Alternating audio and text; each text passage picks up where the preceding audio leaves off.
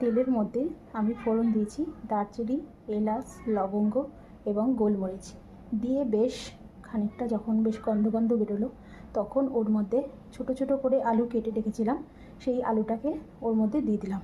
দিয়ে এবার আলুটাকে বেশ লাল করে ভেজে নিলাম। ভেজে নেওয়ার পর কুচানো পেঁয়াজটা ওর মধ্যে দিয়ে দিলাম।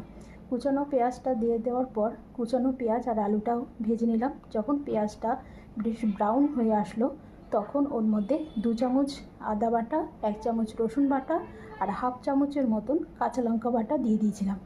দিয়ে নাড়তে থাকলাম।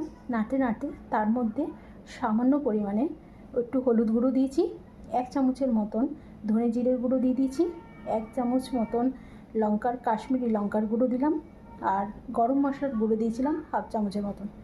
এবার অপশনাল হচ্ছে আপনারা এই গরম মশলার গুঁড়োটা আপনারা পরেও দিতে পারেন, যখন মাংসটা আপনারা হয়ে যাবে তার নামানোর আগেও দিতে পারেন, কিংবা আমি এখানে মশলাটা যখন কষিয়েছি তখনই আমি গরম মশলার গুঁড়োটা দিয়ে দিয়েছি 1 চামচের মতন। দিয়ে এবার তার মধ্যে সামান্য পরিমাণে নুন দিয়েছি আর অতি সামান্য একটু চিনি দিয়ে দিয়েছি।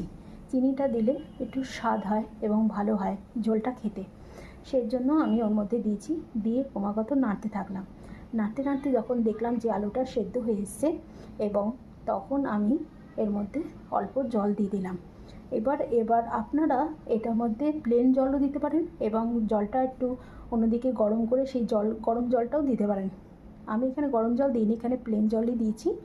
দিয়ে এবার যখন দেখলাম যে মশলাটা কষে একদম তেল বেরিয়ে এসছে তখন আমি প্লেন জলটা দিয়ে দিয়েছি। এবার আপনারা যেরকম ঝোল খাবেন সেই পরিমাণে জলটা দেবেন।